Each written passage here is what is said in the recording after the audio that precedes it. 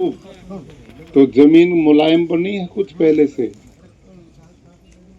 अच्छी बन गई है, बहुत अच्छा। तो आप सब खेडूत भाई जितने भी हैं, आप सब से मेरा आग्रह है कि प्राकृतिक खेती के बारे में सोचने की जरूरत नहीं है, क्योंकि एग्रीकल्चर यूनिवर्सिटी जो गुजरात में आपकी आनंद में है, एक नवसारी में है, एक दांतेवाड़ा में है, एक जूनागढ़ में है।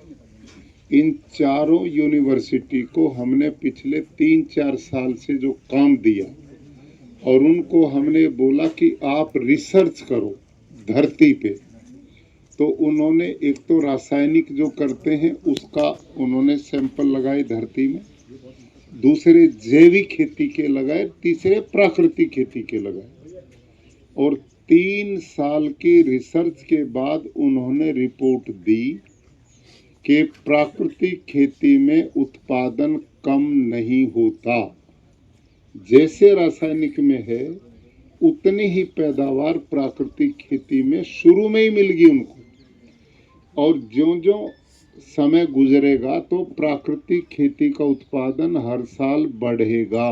क्यों बढ़ेगा? क्योंकि धरती की गुणवत्ता बढ़ेगी। रासायनिक से धरती की गुणवत्ता कम होती है, क्योंकि उसमें सूक्ष्म जीवाणु, अळसिया सब मर जाते हैं।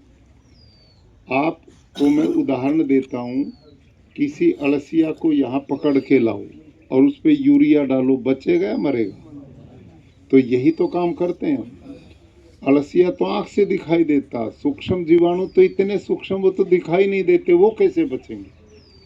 और यही जो सूक्ष्म जीवाणु हैं धरती की गुणवत्ता को, ऑर्गेनिक कार्बन को यही बढ़ाते हैं, और इनको बढ़ाने का तरीका यूरिया, डीएपी, पेस्टिसाइड पे नहीं, वो तो मारने का काम करते हैं। और जैविक खेती जो है उसमें गोबर की खाद हमें ज़्यादा डालनी पड़ती है, उसमें सूक्ष्म जीवाणु ज़्यादा नहीं बढ़ पाते, हमने ज़्यादा बढ़ाने। धरती में जितने ज़्यादा अळसिया होगा, जितना ज़्यादा सूक्ष्म जीवाणु होंगे, जितने मित्र कीट बढ़ेंगे, उतना ही वो रोगों से भी लड़ने की ताकत देंगे, बीमारियां नहीं आएंगी। अब मेरे जो खेत हैं 200 एकड़ में मैं जो खेती करता हूँ उसमें बीमारियां न के बराबर आती हैं। बहुत फसलों में तो बिल्कुल आना बंद हो गई। क्यों बंद हो गई? क्योंकि मेरी धरती की ताकत बढ़ गई। अब जितने हम यहाँ बैठे हैं, कोई कीटाणु आए, बीमार पहले कौन होगा? जो कमज़ोर है, जिसकी इम्यूनिटी कमज़ोर है। जिसकी इम्यूनिटी कमज़ोर है उसको बीमारी पहले पकड़ेगी, और जो बलवान है, मजबूत इम्यूनिटी, उसको बीमारी नहीं आएगी। कोरोना में वो लोग मरे जिनकी इम्यूनिटी कमज़ोर थी, जिनकी इम्यूनिटी मजबूत थी उनको कोरोना ने कुछ नहीं किया। तो धरती का ऑर्गेनिक कार्बन, जमीन की शक्ति बढ़ेगी तो रोगों से लड़ने की ताकत उसमें आएगी, बीमारियां आएंगी नहीं। और यूरिया, डीएपी डाल डाल के आप लोगों ने जमीन को बिल्कुल बंजर, कमज़ोर बना दिया, इसलिए उसमें बीमारियां आती। एक बीज जो है आप बढ़िया सिलेक्शन किया करो। आपके पास में एग्रीकल्चर यूनिवर्सिटी है आनंद में, वहाँ बीज के ऊपर बहुत बड़ा काम होता है। वहाँ पर देसी बीजों की उन्नत किस्में बहुत हैं, आप सबको वहाँ से बीज लेने चाहिए। यदि आपने बीज ही गलत सेलेक्ट कर दिया तो परिणाम अच्छा कैसे आएगा? सबसे ज़रूरी है पहला काम उत्तम उच्च क्वालिटी का बीज, और हाइब्रिड कभी प्रयोग करेंगे तो वो आपके खेत को बर्बाद भी करता है, बीमारियां भी उसमें आती हैं, और उसमें खाद भी बहुत चाहिए, पानी भी बहुत चाहिए। वो एक बहुत बड़ा षड्यंत्र है विदेशी कंपनियों का।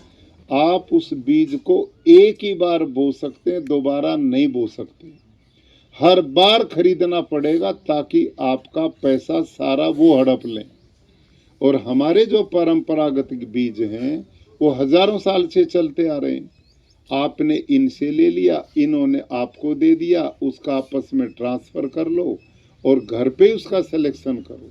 जब खेत में बालियां आती हैं जो बहुत लंबा स्वस्थ पेड़ है उसको काट लो और उसको फिर छान के मोटा स्वस्थ बीज छांटो, वो सिलेक्शन हो जाएगी। अपने बीज बनाओ, ये बार बार बोए जाते हैं, बार बार खरीदने की जरूरत नहीं पड़ेगी। दूसरा, अपने जो बीज हैं इनके जो सब्जी भाजी आएगी उसमें टेस्ट मिलेगा, स्वाद मिलेगा। और हाइब्रिड देखने में मोटा ताजा मिलेगा, देखने में बड़ा सुंदर स्वस्थ मिलेगा, लेकिन अंदर उसमें गुणवत्ता नहीं होती, उसमें टेस्ट स्वाद नहीं होता और वो धरती के सारे पोषक तत्व खींचता है और उसमें बीमारियां बहुत आती हैं। वो जानबूझ के उन्होंने दिया। ज्यादा बीमारी आएंगी तो दवाई खरीदनी पड़ेगी आपको उनकी। ज्यादा धरती का पोषण खींचेंगे तो आपको ज्यादा यूरिया डीएपी खरीदना पड़ेगा। तो इनसे बचो और आप प्राकृतिक खेती के पांचों आयाम, आपने बीज बहुत बढ़िया सिलेक्शन करना है और बीज को फिर संस्कारित करना बीजामृत में, और बोने से पहले आपने घन जीवामृत पर्याप्त डालो जमीन में।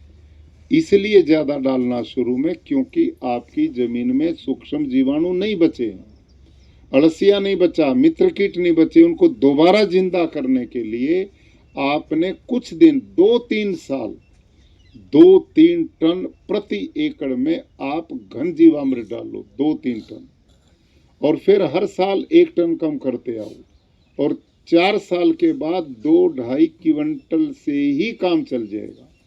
क्योंकि जब सूक्ष्म जीवाणु पूरे आ जाएंगे, मित्र कीट बढ़ेंगे, अड़सिया बढ़ेगा, उनको फिर जरूरत नहीं पड़ेगी। आपका खेत ऐसा हो जाएगा जैसे जंगल का खेत है। जंगल में यूरिया डीएपी जंतुनाशक कौन डालने जाता है, उसकी जरूरत ही नहीं है वहां पे। ऐसा ही आपका खेत हो जाएगा। अब की बार मेरे डांगर में एक बार जीवामृत दिया मैंने, एक बार केवल। मेरे को खेती कर्मचारी कहने लगे जी ज्यादा दे दिया तो ये गिर जाएंगे, इतने बड़े हो जाएंगे। इतनी शक्ति खेतों में आ गई है। तो ये आपके सब के खेत जो बंजर हो गए ना, ये दोबारा जवान भूमि माता हो जाएगी। आने वाली पीढ़ियां आपको दुआएं देगी। सारा पानी वर्षा का धरती के पेट में चला जाएगा, वो बहेगा नहीं कहीं पे। अकाल में भी पेड़ आपके सूखेंगे नहीं और उसका स्वाद टेस्ट बहुत बनेगा। इसलिए देसी गोमाता पालो, कम से कम 1-2 घर में रहनी चाहिए, और वो भी ऊंची ब्रीड की। ऐਵੇਂ ना ये 2 किलो 1 किलो, उससे फिर आपका काम नहीं चलेगा। आप अच्छी गाय पालो और उसकी ब्रीड के लिए अब जो प्रदेश सरकार ने सेक्स सॉर्टेड सीमन आ गए, वो प्रयोग करो, उससे बछड़ियां ही पैदा होंगी। और क्योंकि वो बहुत उच्च क्वालिटी का सांड है, जिसकी माँ ने 20-22 किलो दूध दिया, उससे जो बच्ची आएगी वो भी वैसी ही पैदा होगी। तो आपकी जो गाय 15-20 लीटर दूध देने लग जाए, आपकी एक्स्ट्रा इनकम हो जाएगी। गोमूत्र गोबर से खेती करो, ऐसे बचना है। आप ध्यान नहीं देते पशुधन पे। बछड़ी होगी, इसको खिलाते ही कुछ नहीं, उसको यूं छोड़ देते हैं बराबर में कि ये तो यूं ही पल जाएगी। वो 3-4 साल तक वो गर्भित ही नहीं होती, वो क्या फायदा उसका।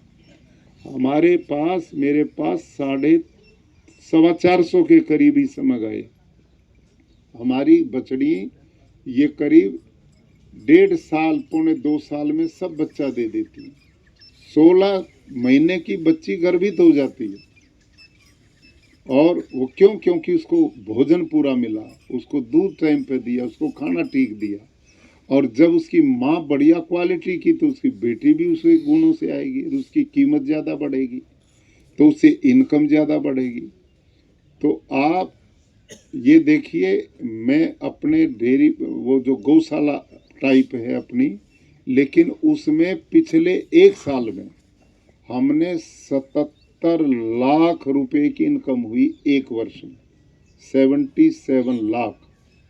और इस साल मैं 1 करोड़ की इनकम करूंगा उससे, 1 करोड़ की गाय से। और खेती अलग होती है। तो आप इस सिस्टम को समझो और जानो। आज टेक्नोलॉजी का युग है, वो पुराने जमाने को छोड़ो, थोड़ा अपना रूप बदलो। ड्रिप सिस्टम का प्रयोग करो, उसमें जीवामृत दो, उसमें कोई बीमारी भी आए तो सूठास्त्र, नीमास्त्र, ब्रह्मास्त्र, अग्निस्त्र ये सब बनाने की विधि अब ट्रेनर आपके गांव-गांव में आएंगे। अब हमने वो सिस्टम बना दिया पूरे गुजरात में, 3-3 गांव के क्लस्टर हो गए। आप में भी कोई मास्टर ट्रेनर है कि नहीं? कौन कौन है? हाँ, ये देखो, ये सब लोग हैं। ये आपको ट्रेनिंग देंगे। गांव में जाओ और इसको बढ़ाओ। इससे बड़ा पुण्य मिलेगा, इससे बड़ी ईश्वर भक्ति नहीं है। भगवान की व्यवस्था को ठीक करो। सब लोग बीमार कर दिए, धरती बंजर बना दी, हवा दूषित कर दी। इसको बचना, ठीक है? तो आप लोग सवेरे सवेरे आए हो, आपका अभिनंदन और स्वागत है। अमित भाई को बधाई और आपकी पूरी टीम को बधाई जो प्राकृतिक खेती करते हैं। लेकिन आप इतनी अच्छी खेती करो कि इसको देख करके दूसरे का मन करे मैंने भी ये करना। ये है संभव, असंभव नहीं है। अब हजारों किसान ऐसे हैं आपके प्रदेश में जो एक एक एकड़ में 5-7 लाख रुपए बड़े आराम से पैदा करते हैं। 5-7 लाख रुपए की फसल, बहु फसलें, एकदम अनेक फसलें लगाओ, एक खत्म हो दूसरी तैयार, दूसरी हो तीसरी तैयार। और ये फसलें जो ना एक दूसरे की हेल्प करती हैं, ये मदद करती हैं। इसलिए एक ही फसल नहीं लगानी एक समय। ये डांगर गेहूं लगा दिया और छोड़ दिया, ये कुछ नहीं बचत इसमें। आप ज़्यादा वेजिटेबल करो, फ्रूट के पेड़ लगाओ, प्लांट लगाओ इससे, और उसके बीच में मिक्स क्रॉप करो। और गाय पालो, इससे आपकी गाय के दूध से इनकम, इधर खेती से इनकम, गोबर गोमूत्र का पूरा सदुपयोग करो। आज मैंने अभी कॉन्वोकेशन है हमारे यूनिवर्सिटी में, अब मैंने उसमें भी जाना पड़ेगा। और उसके बाद अगला कार्यक्रम दिल्ली हरियाणा का जाने का वो भी होगा। तो आज लंबी चौड़ी बात नहीं, इतना ही कहकर आप सबका, जितने भाई बहन बच्चे जवान बूढ़े सब आए, आप सबका बहुत बहुत अभिनंदन, स्वागत और मेरी शुभकामनाएं। खूब मेहनत से काम बढ़ाना। Thank you.